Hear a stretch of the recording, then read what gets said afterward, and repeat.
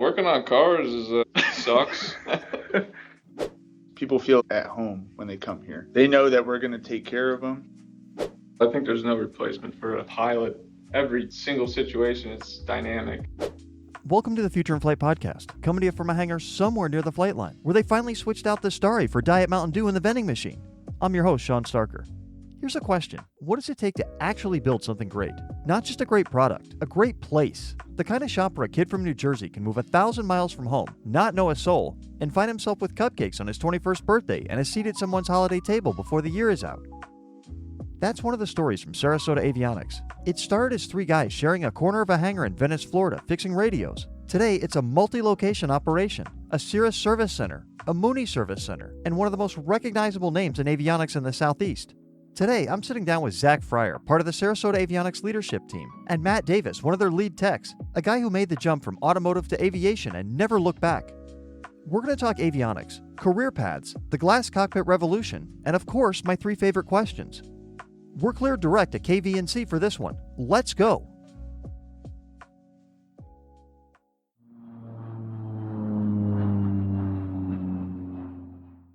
Tell us a little bit about how Sarasota Avionics got started. So it started with our first shop in Venice. We had owned a third of a hangar.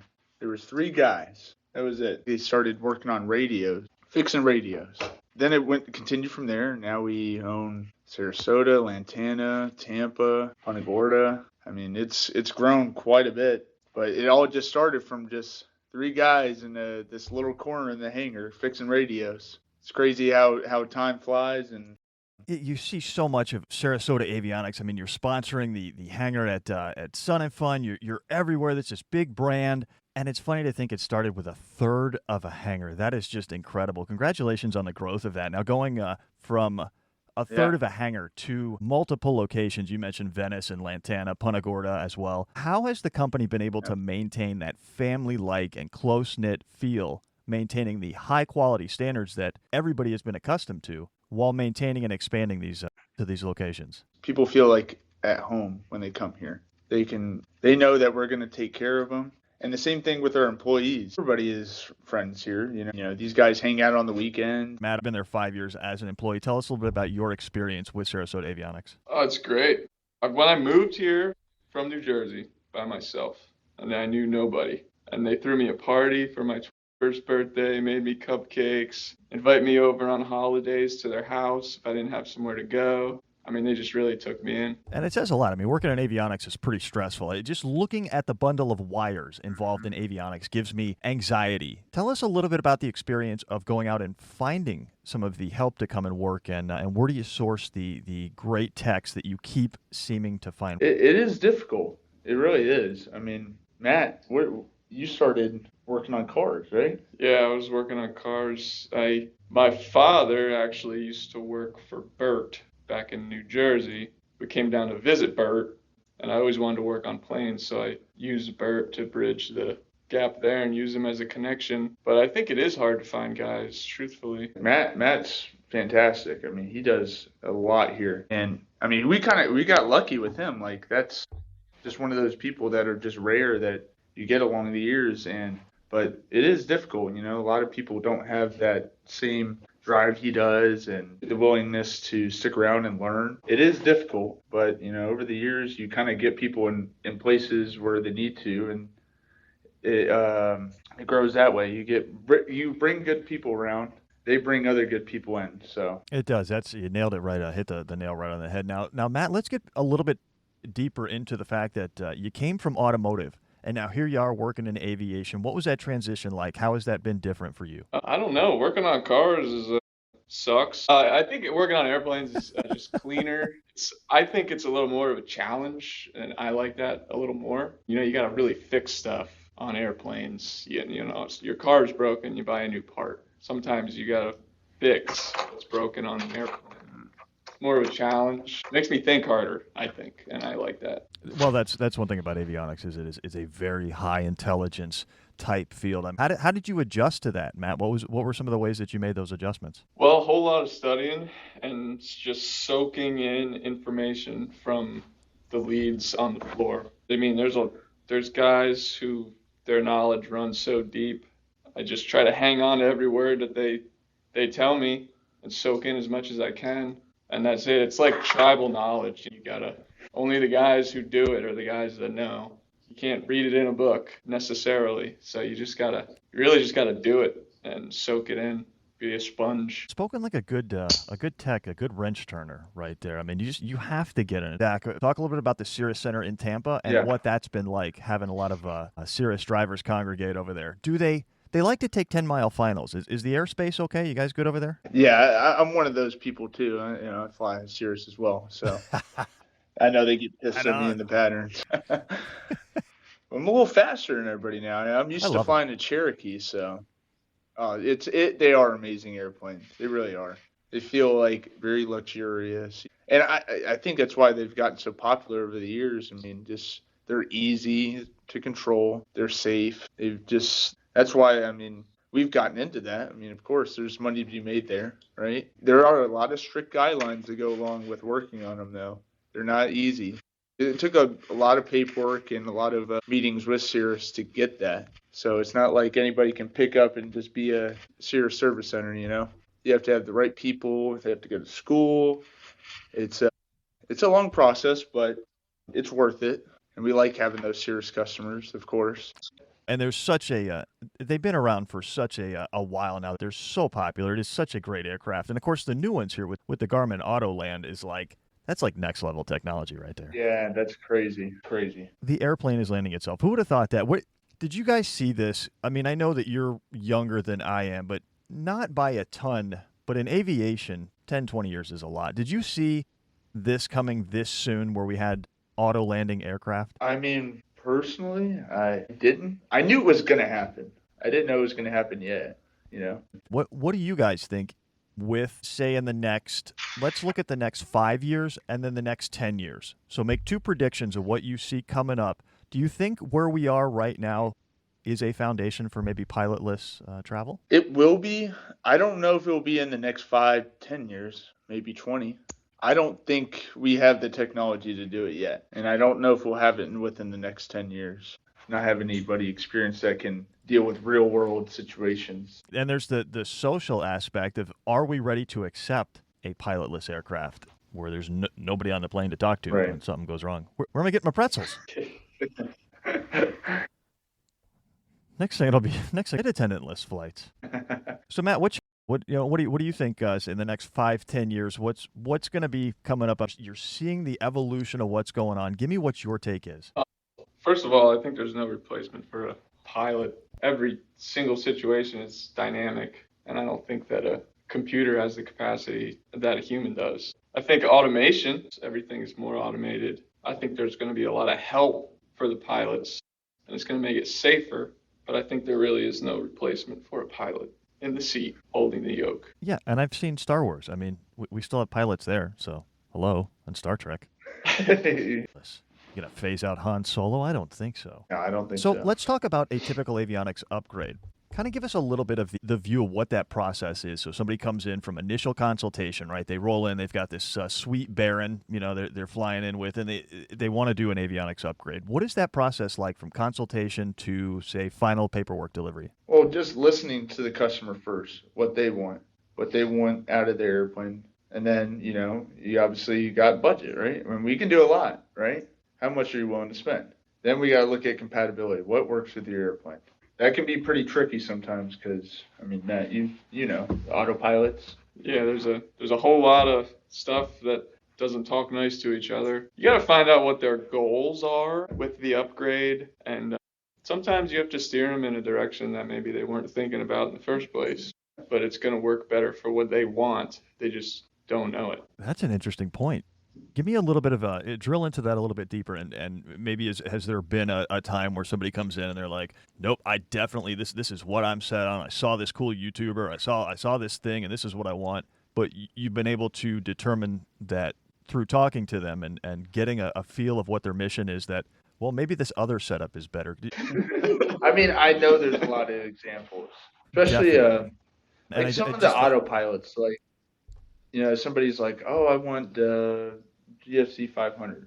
Well, you have a Baron, and it's a pretty powerful engine, and it doesn't work with a GFC 500. You probably want a GFC 600, GFC 600, something that will be able to, maintain that type of horsepower on there. And then, Now, that's you what I'm got, talking about right there. right. And the customer, of course, you're educated as a pilot. That's why we're here, is to help you get to the place you want with your aircraft. Like, sometimes like you go into a car shop, you don't know what you need to do, but they're going to tell you, like, this is what you need to do. You can put this to make it better. Sometimes especially the customer needs that help sometimes, right? You want to tell them sometimes not what they want, but what they need. Say I'm coming in and I'm looking at my panel, like I want to redo this, but I've got like a 6-pack setup. It's pretty traditional. Am I limited to just kind of what's on that panel, or do you offer custom? Is there a way to kind of customize that panel? Oh yeah, of course.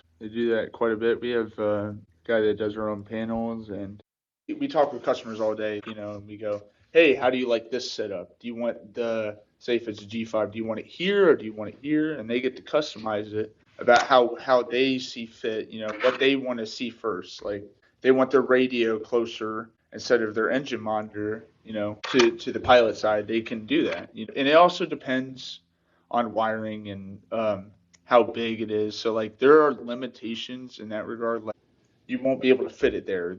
Just say this G3X won't fit there. This radio won't fit there. So those things you're gonna have to kind of troubleshoot with the customer and kind of get exactly what they want, and then kind of set some limitations there and goals. Well, good word, limitations. A lot of times people come in with just astronomical ideas, I'm sure, limited to by what they can physically do and put in, and like you said, the way that things would fit. So I'm sure that there's you got to talk them down off of that some ways. Absolutely, for sure. But not just avionics, but you're like a one-stop shop, right? You've got airframe maintenance as well. Right. Now, we didn't start with maintenance. We just started doing avionics, and then we kind of brought maintenance in the picture, and that's really helped both sides a lot, because we have to do these autopilots, and then now we have maintenance doing the autopilots while we do the equipment inside, and they don't have to go to another shop. They can just go right across the street. It's right there. They can stick with us, and I think it helps the customer out, and it also helps out our avionics team, maintenance. It's really added a lot over the years. One of the trends that is prevalent in the market today is that we see a lot more experimental and a lot of light sports, especially with Mosaic coming along. Do you guys offer solutions for either of those classes? We do plenty of work on experimentals. It's not as prevalent, I'd say. 1 out of every 10 airplanes we get, I would say, is an experimental airplane. And that's like because they kind of want to work on them themselves in that regard. We do get some more avionics with experimentals, for sure. Because it's one of those things like you can mess up really easily. Yeah, I saw one the other day. It was like an RV6 with a G3X or it was a G1000. It was like, wow, that's a lot for that thing.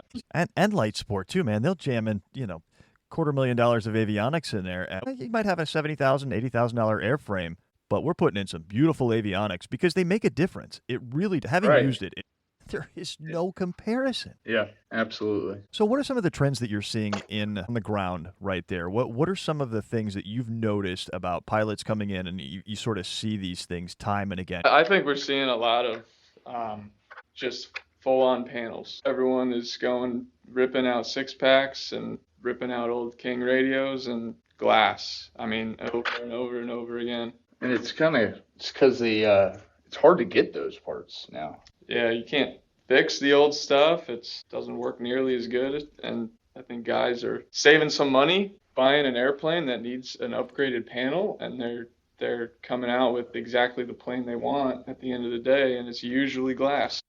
How much more of an installation is that than the 6-pack on the tech side? How much more difficult? It depends on how many things you're interfacing to. I mean, if you just throw in a screen in there and all you want it to do is your 6-pack and it's not interfaced, it's easier than if I was to install a new 6-pack per se. So of course this is going to come out before Sun and Fun. Tell us what you have coming up for Sun and Fun if people want to come by and they hear this interview and they're like, man, these people are totally fun. I'm going to come by and see what they're all about. Where can they find you? Where would they be able to come by and say hi? And what do you have coming into this event? They can come see us at our hangar, and we're going to do our party on Saturday. Everybody's family is going to be there. We camp out there. Well, one of the things that stick out is if anybody goes to Sun and Fun that's listening to this, they'll instantly know. I mean, you clearly know if you've been to Sun and Fun, you know Sarasota Avionics because they're packed in a golf cart. There's like 50 of them in a golf cart, and they're all like smiling, hooting, and hollering, no matter whether they're going or coming from the hangar. They always have this indomitable energy that's wonderful. Let's take a quick break from this conversation to tell you about one of our wonderful show supporters. This episode of the Future in Flight podcast is brought to you by Sarasota Avionics.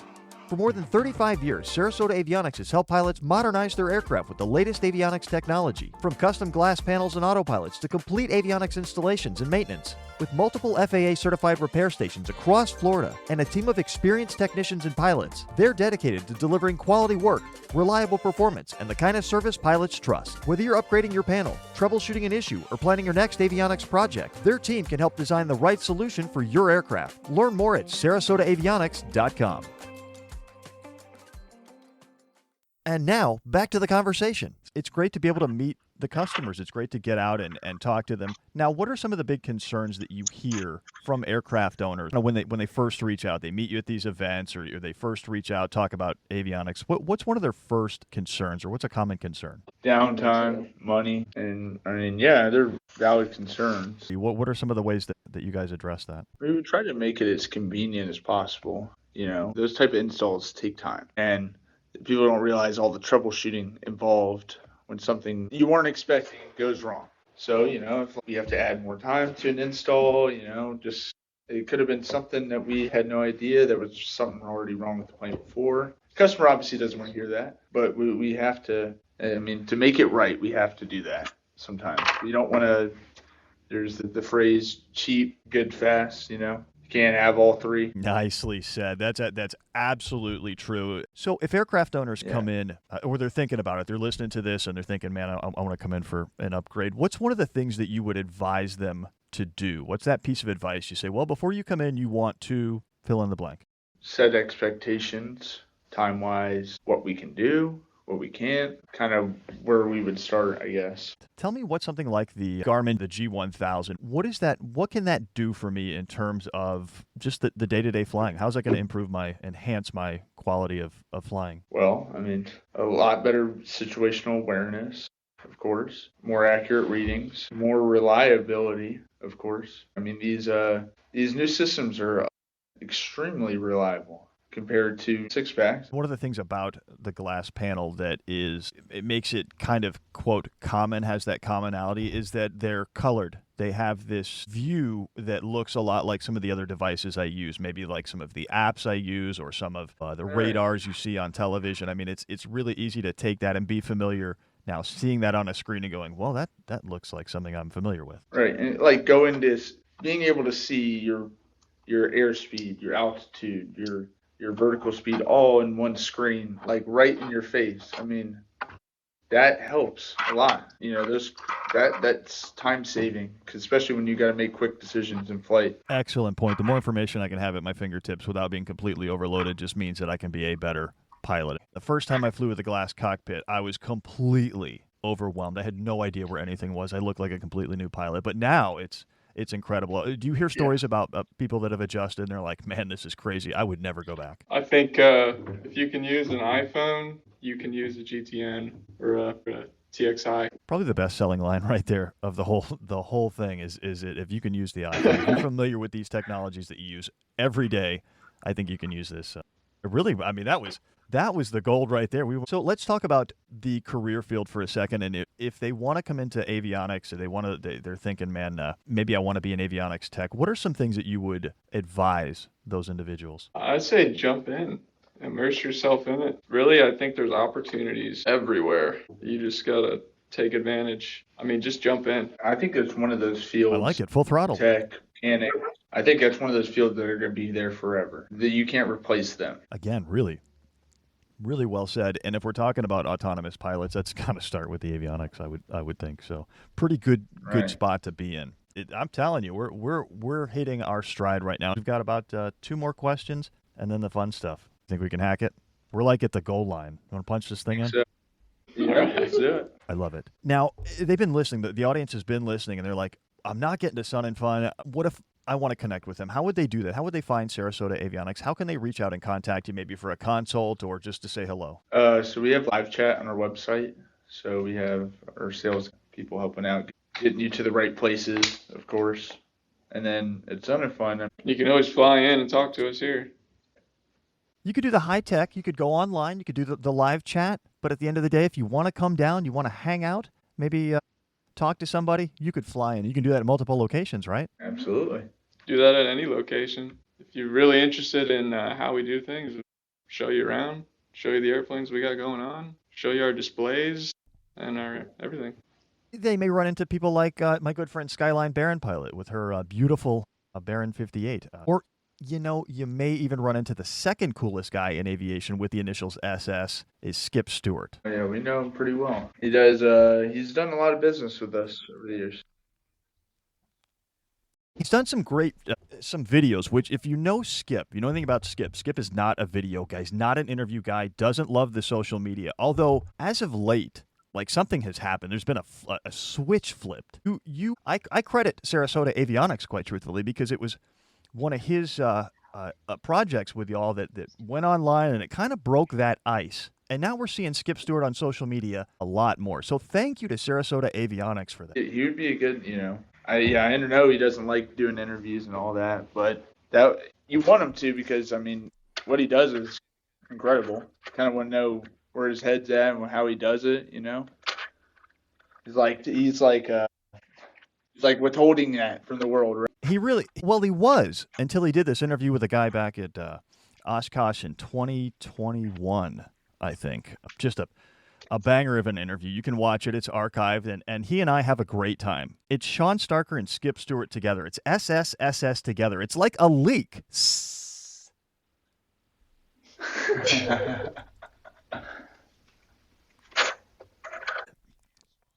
We want to mention we Of course. sponsor him and Melissa Burns. I know Melissa Burns, and the show they did together was insane. Really, really cool stuff. They're both wonderful people.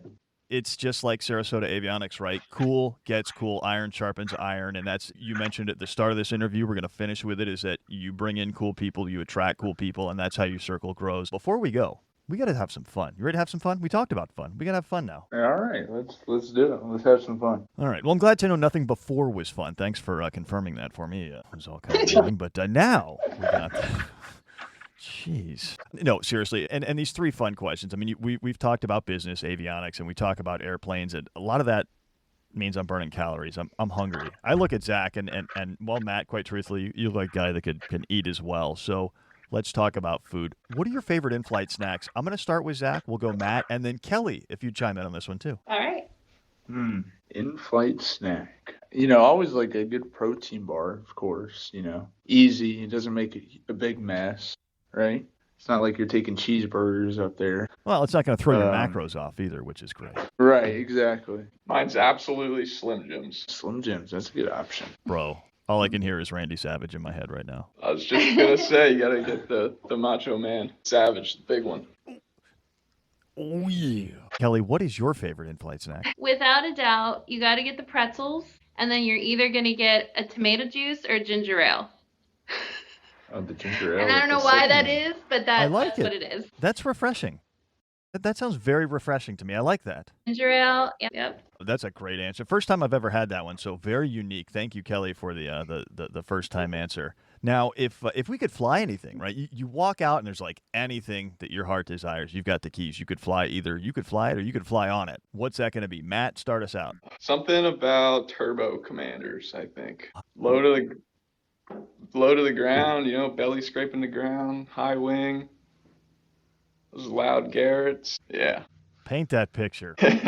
Zach, what do you got? Ooh, I've always really wanted to fly one of those Caravans. I think they're pretty cool. Definitely. A Caravan sounds awesome. Brian Uretsky would love that. Caravan can do everything. Literally everything. Kelly, what do you think? What are you flying? I'm not a pilot. My husband is, I'm a passenger princess. But if I was going to fly something, it's Cirrus all day. There it is. We'll put feet on dashboard of Cirrus. Exactly. Hey, that's a great one. BMW of the skies. Just can't beat it. For A passenger. I mean, for being a pilot, just Cirrus is a great aircraft. So. All right, Kelly, I got to have you start us off. If you could fly with anybody, ever existed, who would you fly with? If you could get on the back of a 777, talk to somebody, who would that be? Oh boy, you're making me think. We can come back to you on that one. Let the fellas go if you want to marinate on it. Come back to me. Give me a minute. Yeah, let me marinate. You got it. All right, Matt, coming to you. Who is your dream co-pilot? Who would you fly with? Bob Hoover. The man. That's right. Yeah. I'll bring the Diet Coke. Yeah, we'll pour it. Or the tea. That's so cool, man.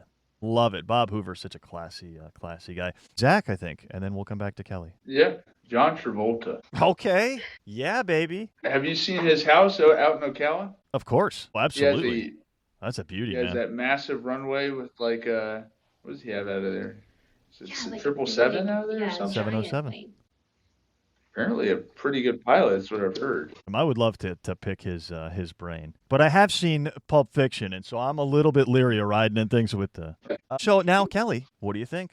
Clear airspace, all yours. All right, I'm going to go with Patty Wagstaff or Melissa Burns. I've got to represent women in aviation. I have such tremendous respect for those women. I would love to sit in a cockpit with them. That's a banger. Get a 4th place.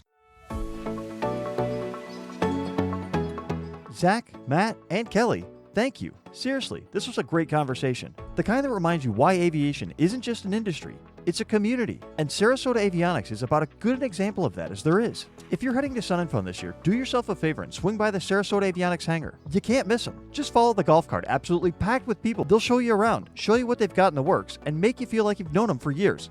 Because that's just how they are. And if you can't make it to Lakeland, you can find them online at sarasotaAvionics.com.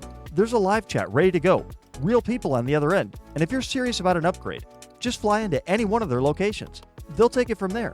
Now, if this episode gave you something, if it sparked a question or opened a door, do us a favor and subscribe to the Future in Flight podcast wherever you listen. And if you've got 60 seconds, leave us a review. It genuinely matters. Every review puts this show in front of more people who are trying to figure out where they belong in aviation. And that's the whole reason we're here. Until next time, we'll see you out there and up there.